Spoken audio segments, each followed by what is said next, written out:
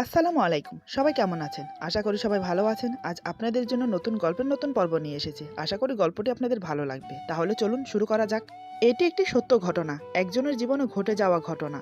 সে এক প্রেমের করুণ কাহিনী। প্রথমত গল্পটা শুনে আমি নিজে বিশ্বাস করতে পারিনি। এমনও ঘটে মানুষের জীবনে?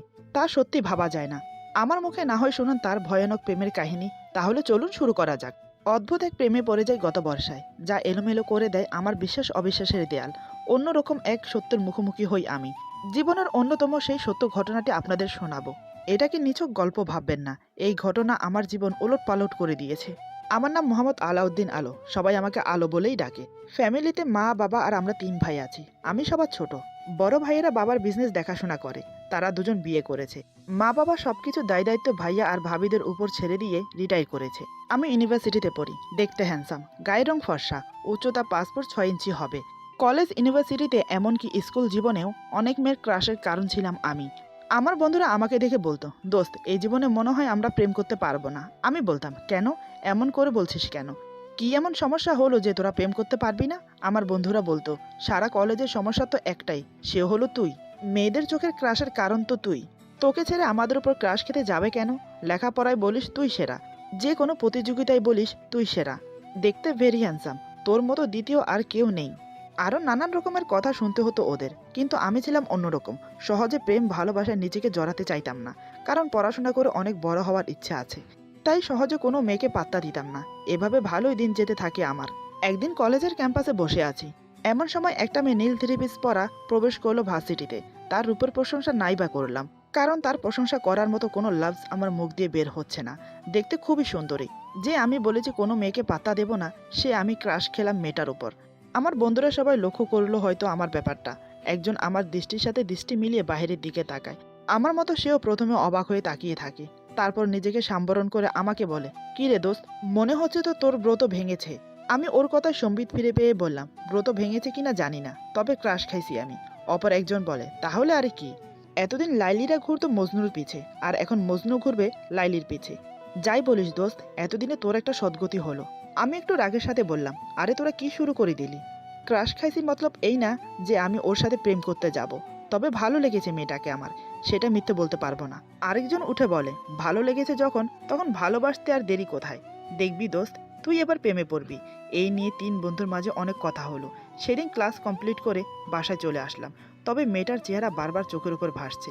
মনে মনে ভাবলাম, কাল কলেজে গিয়ে সর্বপ্রথম ওর সাথে পরিচিত হব। এসব ভেবে কোনোরকম রাত পার করলাম। সকালে ঘুম থেকে উঠে ফ্রেশ হয়ে নাস্তা করে ভার্সিটিতে চলে গেলাম। আজ আমি একটু জলদি ভার্সিটিতে এসেছি, কারণ বন্ধুরা আসার আগে ওর সাথে কথা বলতে হবে। তা না হলে যদি দেখে, সারা দিন প্যারা দেবে। ভাগ্য ভালো ছিল, আমার বন্ধুরা কেউ আসেনি, আর মেয়েটা ক্যাম্পাসে বসেছিল। আমি এগিয়ে গেলাম ওর কাছে।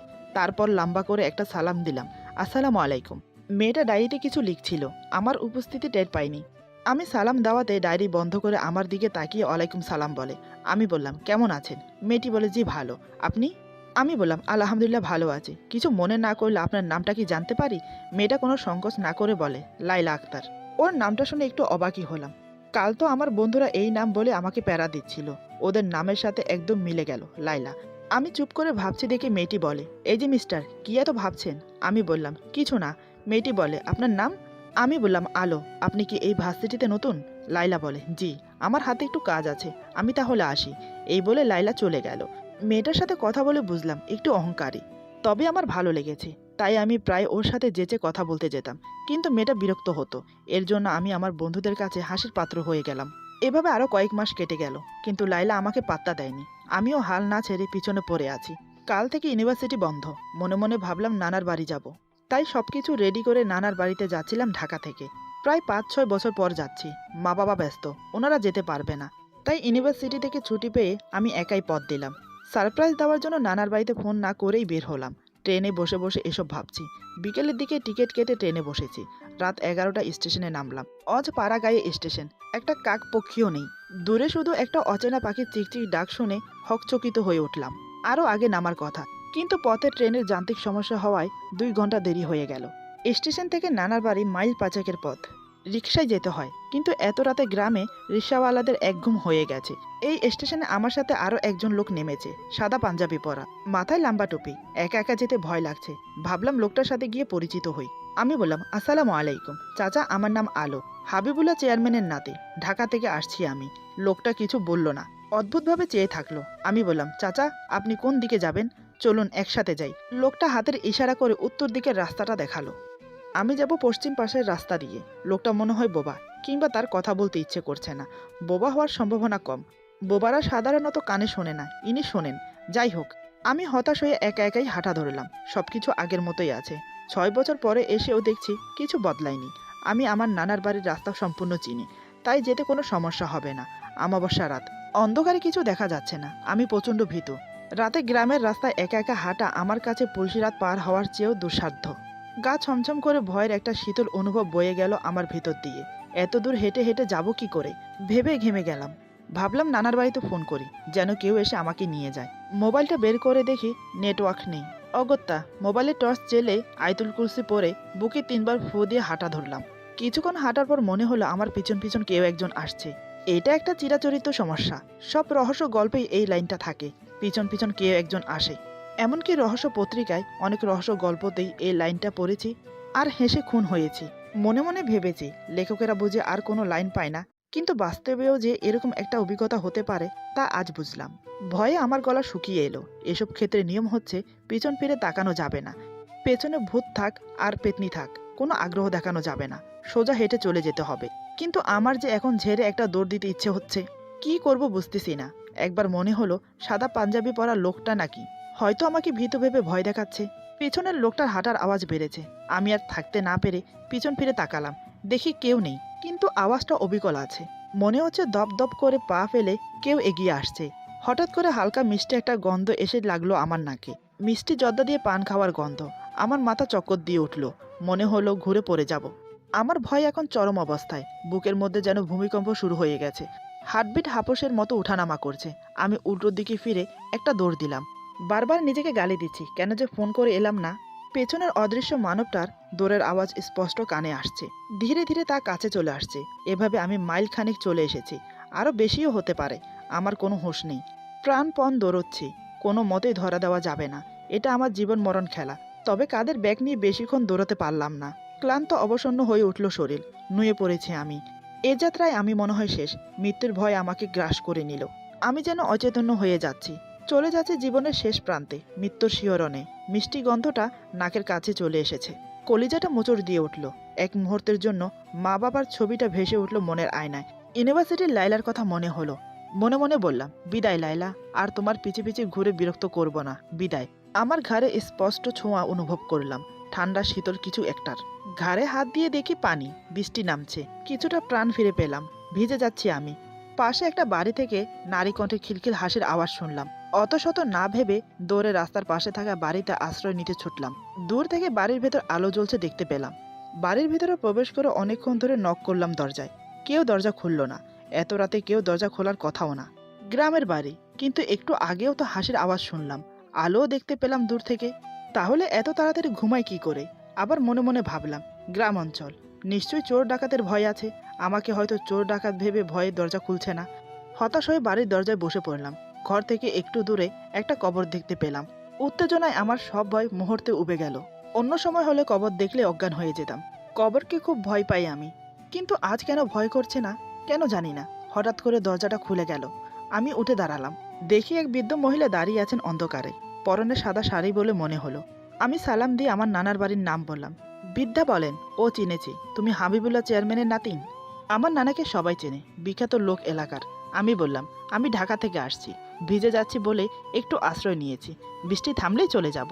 বৃদ্ধা আমাকে ভিতরে নিয়ে বসালেন, তারপর গামছা এনে দিলেন মাথার পানি মোছার জন্য। আমি একটু অবাকই হলাম। ঘরময় অন্ধকার, কিছু দেখা যাচ্ছে না। আমার মতো অপরিচিতকে ঘরে এনে বসালেন, অথচ আলো জ্বালছে না। আবার অন্ধকারে গামছাও এনে দিলেন, কিন্তু কিভাবে? আবার মনে মনে বলে উঠলাম, ধুর, কি থেকে কি ভাবছি, এমনটা তো হতেই পারে। ওনার ঘরে কি কোথায় আছে না আছে উনি তো খুব ভালো করেই জানবে। আমি বললাম, দাদি, ঘর অন্ধকার কেন, হারিকেন নেই? বৃদ্ধা বলেন, আছে তো, দাঁড়াও দিচ্ছি, কিছুক্ষণ আগে নিভিয়েছি। আমরা শুয়ে পড়েছিলাম তো তাই। তুমি বসো, আমি হারিকেন পাঠাচ্ছি। তুমি এসেছো ভালোই হলো। নামাজ না পড়ে শুয়ে গিয়েছিলাম, নামাজটা পড়ে নেই। এই কথা বলে ভিতরে চলে গেলেন বৃদ্ধা। কিন্তু বৃদ্ধা আমাকে বাবা বলছেন কেন? আমি তো ওনাকে দাদি ডাকলাম। ওনার কি ছেলে টেলে নেই? যাক, বাদ দিলাম। মনে হয় বিদ্যা একা থাকে না, তার সাথে নিশ্চয়ই আরও কেউ আছে। এসব ভাবছি মনে মনে। এমন সময় হারিকেন আর খাবার নিয়ে এলো এক অপরূপা সুন্দরী মেয়ে। হালকা আলোয় অসাধারণ লাগছে ওকে। জীবনে এত রূপবতী মেয়ে দেখিনি। ঢিলে ঢালা জামা পরেছে মেয়েটি। এর পরেও তার প্রস্ফুটিত যৌবন ঠেলে বের হয়ে আসতে চাইছে। আমি হাঁ হয়ে তাকিয়ে আছি। মেয়েটি বলে, ড্যাব ড্যাব করে চেয়ে আছেন কেন? ওর কথায় আমার কোনো সম্বিত ফিরল না। আমি লাজ লজ্জা ফেলে ওর দিকে এক দৃষ্টিতে চেয়ে রইলাম। মেয়েটি হেসে বলে, আমি আনুশকা, উনি আমার দাদি। নামাজ পড়ছেন তো, তাই আমি খাবার নিয়ে এলাম। আপনি ঢাকা থেকে আসছেন, নিশ্চয়ই না খেয়ে আছেন। আপনি নিঃসংকোচে খেয়ে নিন। আপনার নানাদের বাড়ি আমি চিনি, অনেক দূর আপনার নানার বাড়ি। আমি এখানে স্থানীয় কলেজে পড়ি। আমার মা নেই। যেই কবরটা দেখে ভয় পেয়েছেন, ওটা আমার মায়ের। আমার জন্মের সময় মারা যান। বাবা ঢাকায় ছোট্ট একটা চাকরি করেন, নইলে আমাদেরকে নিয়ে যেতেন ওখানে। আমি শুধু বকবক করে যাচ্ছি, আপনি খান। আমি সম্বিত ফিরে পেয়ে বললাম, না না, কি যে বলেন। আপনার কথা শুনতে অনেক ভালো লাগছে, আপনি বলুন। ভেতরে ভেতরে আমি অবাক হয়ে গেলাম। মেয়েটা হড়বড় করে এত কথা বলছে কেন? একজন অপরিচিত ছেলেকে না জেনে না বুঝে নিজের ব্যক্তিগত কথা বলে দিল। তাছাড়া আমি ভয় পেয়েছি, তাও বুঝলো কিভাবে? ভাবলাম, চালাক মেয়ে, মুখ দেখে সব বুঝে নেয়। গ্রামে সাধারণত এত মিশুকে মেয়ে দেখা যায় না। ওই মেয়েটা কোন কালারের জামা পরেছে বলাই হয়নি, আকাশি নীল। অদ্ভুত লাগছে, মনে হচ্ছে স্বর্গ থেকে নেমে এসেছে। মেয়েটাকে আমার খুব ভালো লেগে গেল। খাবারের পর আমি জানালার পাশে গিয়ে দাঁড়ালাম। দেখি তুমুল বৃষ্টি বাহিরে, থামার কোনো লক্ষণই নেই। বৃষ্টির দিকে তাকিয়ে তাকিয়ে ভাবছি, মেয়েটা আমার মনের সবটা জায়গা জুড়ে বিরাজ করছে। এক দেখাতেই এতটা আপন মনে হচ্ছে ওকে। মনে হচ্ছে জগৎ সংসার সবকিছু ছেড়ে ওর কাছে থেকে যাই, ওর পাশে বসে শুধু ওকে দেখে যাই। এদিকে আমার ভার্সিটির লাইলা, মা বাবা, নিজের ফ্যামিলি, কারোর কথাই মনে আসছে না তখন। শুধু মেয়েটাকে নিয়ে ভাবছি। এমন সময় মেয়েটা আমার পাশে এসে দাঁড়ালো। তারপর বাহিরের দিকে তাকিয়ে বলে, আল্লাহ কি সুন্দর বৃষ্টি। উফ, আমার না ভিজতে ইচ্ছে করছে, কিন্তু ভিজলেই তো ঠান্ডা লেগে যাবে, তাছাড়া দাদিও বকবে। আমি মেয়েটার কথা শুনে অবাক হয়ে মেয়েটার দিকে তাকিয়ে মনে মনে ভাবছি, মেয়েটা অনেক সহজ সরল, মনের কথা গোপন রাখে না। এরকম সরল মেয়ে আমি আগে দেখিনি। অপরিচিত মানুষের সাথে এমন ফ্রিভাবে কথা বলছে, যেন অনেক দিনের চেনা জানা। এমন সময় বৃদ্ধা এসে বলেন, বাবা, বৃষ্টি মনে হয় আজ থামবে না। তুমি ওই পাশের রুমটাতে গিয়ে শুয়ে পড়ো। ওইটা আমার ছেলের রুম, ও ঢাকা থেকে আসলে থাকে। আমি বললাম, না না, আমি এক্ষুনি চলে যাব, বৃষ্টি কমে যাবে। বৃদ্ধা বলেন, এখন যাবে কিভাবে? সকালে চলে যেও, বৃষ্টি কমবে না। আষাঢ়ে বৃষ্টি এত সহজে কমে না। যাও শুয়ে পড়ো বাবা। আমি ওপরে ওপরে না না করলেও ভেতরে ভেতরে থাকার জন্য রাজি, কারণ এই সহজ সরল মেয়েটাকে আমার খুব পছন্দ হয়ে গেছে। তাছাড়া সারা রাত বৃষ্টি হবে, হয়তো মেয়েটার সাথে ভেজার একটা চান্স পেয়ে যেতে পারি। এসব কথা ভাবতে ভাবতে পাশের রুমটাতে প্রবেশ করি। অন্ধকার একটি ঘরে আমাকে ঘুমোতে দেওয়া হলো। সামান্য ভয় পেলাম। বিছানায় শুতে যাব, দেখে আমার বিছানায় কে যেন ঘুমিয়ে আছে। ভয়ে আমার গা শিউরে উঠল। ভয়ে ভয়ে হাত দিয়ে দেখি একটা কোলবালিশ। পাশের ঘর থেকে আনুশকার খিলখিলিয়ে হাসি শোনা গেল। নিজের বোকামিতে লজ্জা পেয়ে শুয়ে পড়লাম, কিন্তু একটা কথা ভেবে পাচ্ছি না, মেয়েটা বুঝলো কিভাবে আমি যে কোলবালিশ দেখে ভয় পেয়েছি? সে তো এই রুমে নেই, তাহলে হাসলো কেন? জানি না বাবা। রাত মনে হয় 3টার মতো বাজে। শুয়ে আছি, কিন্তু ঘুম আসছে না। এখানে আসার পর ঘটে যাওয়া ঘটনাগুলো নিয়ে ভাবতে লাগলাম। সকালে নানার বাড়ি গেলে তারা অনেক কথা জানতে চাইবে। তাছাড়া গ্রামের একটা বাড়িতে এভাবে অপরিচিত একটা ছেলেকে থাকতে দেওয়াও অস্বাভাবিক। যাই হোক, নিজের এরকম নেগেটিভ ধারণার জন্য নিজেকে বকা দিয়ে ঘুমানোর চেষ্টা করলাম। আচমকা আমার গায়ের উপর একটা শীতল হাতের ছোঁয়া পেয়ে আতকে উঠলাম ভয়ে। বুক ধুক ধুক করে উঠল। দেখে আনুশকা আমার কানে কানে এসে ফিসফিসিয়ে বলে, ভয় পেয়েছেন? চেঁচাবেন না, দাদি জেগে যাবে। চলেন বৃষ্টিতে ভিজি। আমি অবাক হওয়ার ভান করে বললাম, এত রাতে? কিন্তু মনে মনে যা ভেবেছিলাম তা ঘটে যাওয়ায় খুশি হয়ে গেলাম। ভয়ে ভয়ে থাকলাম, ও আবার চলে যায় নাকি। ও বলে, ভিজার জন্য আবার দিন রাত কি? আর রাতে ভিজতেই তো মজা। আমি বললাম, তুমি কি প্রায় রাতেই ভিজো নাকি? ও বলে, আরে না, একবার ভিজে অনেক ঠান্ডা লেগেছিল। আচ্ছা চলেন যাই। আমি আর আপত্তি করলাম না। আনুশকার পিছে পিছে চুপি চুপি বাইরে এসে দেখি ব্যাপক বৃষ্টি। আনুশকা খুশি হয়ে গেল। আমাকে বলে, আমার হাত ধরুন, প্লিজ, সংকোচ করবেন না। আমি তো বিস্ময়ে অবাক, এই মেয়েটা কি বলছে? আনুশকা আবার বলল, আরে কি এত ভাবছেন, ধরুন আমার হাত। আমি আর সংকোচ করলাম না। সে যখন নিজের ইচ্ছায় বলছে হাত ধরতে, তাহলে আমি ছেলে হয়ে কেন সংকোচ করব? দুজন দুজনের হাত ধরে বৃষ্টির মাঝে ঘুরে ঘুরে ভিজে চলেছি। গ্রাম অঞ্চলের মাটি খুব পিছলে হয়, বৃষ্টি হলে সেটা অনুভব করা যায়। এখনও তাই হয়েছে। সেজন্য আমি আর আনুশকা স্লিপ খেয়ে মাঝে মাঝে দুজনের কাছাকাছি চলে আসি। দৃশ্যটা বেশ উপভোগ করার যোগ্য। আমি তো এমনটাই চেয়েছিলাম, কিন্তু সেটা কিভাবে সত্যি হয়ে গেল? মেয়েটা কি মানুষের মন পড়তে পারে? কে জানি বাবা, কিছু মাথায় আসছে না। এমন সময় আনুশকা আমার হাত শক্ত করে ধরে বলে, আপনাকে আমার অনেক ভালো লেগেছে।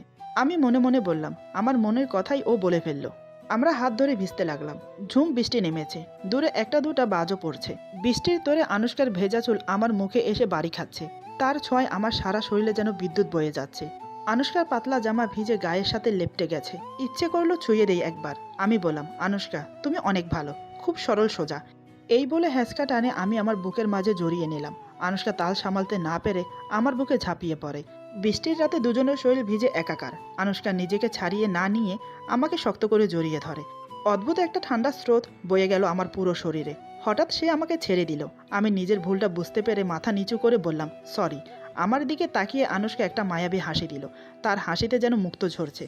আমি আরও অপলকভাবে তাকিয়ে আছি ওর দিকে। একটু পর বৃষ্টি থেমে গেল। আনুশকা বলে, তুমি এখন চলে যাও। হালকা অন্ধকার, ভয় পাবে না তো? আমি বললাম, না না, ভয় পাবো না। আনুশকা বলে, চলে যেতে বলায় অবাক হয়েছ?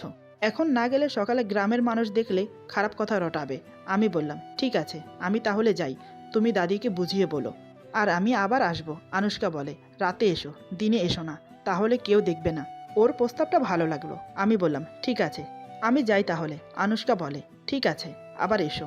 আমি কিন্তু অপেক্ষায় থাকবো। আমি একটু মুচকি হেসে বললাম, অবশ্যই আসবো। এই বলে বিদায় নিয়ে নানার বাড়ির উদ্দেশ্যে রওনা দিলাম। তখনও অন্ধকার। আনুশকাকে নিয়ে এটা সেটা ভাবতে ভাবতে ভোরের দিকে গিয়ে নানার বাড়ি পৌঁছলাম। হালকা অন্ধকার তখনও আছে। ফজরের আজান দিয়ে দিয়েছে। যত সম্ভব নানা ভাই আর মামারা সবাই মিলে নামাজ পড়তে গেছে মসজিদে। তার জন্য হয়তো বড় গেট খোলা। তা না হলে এত ভোর ভোর গেট খোলা থাকতো না। গেট খোলা দেখে কাউকে ডাকার প্রয়োজন মনে করলাম না। আমি ভেতরে প্রবেশ করলাম। গ্রাম অঞ্চলে ভোরের দিকে সবাই উঠে যায়। তাই বাড়িতে প্রবেশ করার সাথে সাথে কাজের লোকগুলো আমাকে দেখে অবাক হয়ে যায়। সবাইকে চেঁচিয়ে ডাকতে শুরু করে। ওদের চেঁচামেচিতে বাড়ি শুদ্ধ সবাই এক জায়গায় জড়ো হয়। এত ভোরে আমাকে দেখে সবাই অবাক হলো। সবাই জিজ্ঞাসা চোখ নিয়ে আমার দিকে তাকিয়ে আছে। আমি আনুশকাদের বাড়ির ব্যাপারটা পুরো চেপে গিয়ে বললাম, রাতের গাড়িতে এসেছি, তাই ভোরে পৌঁছালাম। আমার কথা যেন কারোরই বিশ্বাস হচ্ছে না। তাই সবাই একে অপরের মুখের দিকে তাকাচ্ছে। আমি মুচকি এসে বললাম, তোমাদেরকে সারপ্রাইজ দেব বলে আগে থেকে ফোন করিনি। তা বলো, কেমন দিলাম সারপ্রাইজ সবাইকে? সবাই আমাকে নিয়ে ব্যস্ত হয়ে পড়ে। সারা রাত জার্নিং করার ফলে হয়তো আমি ক্লান্ত।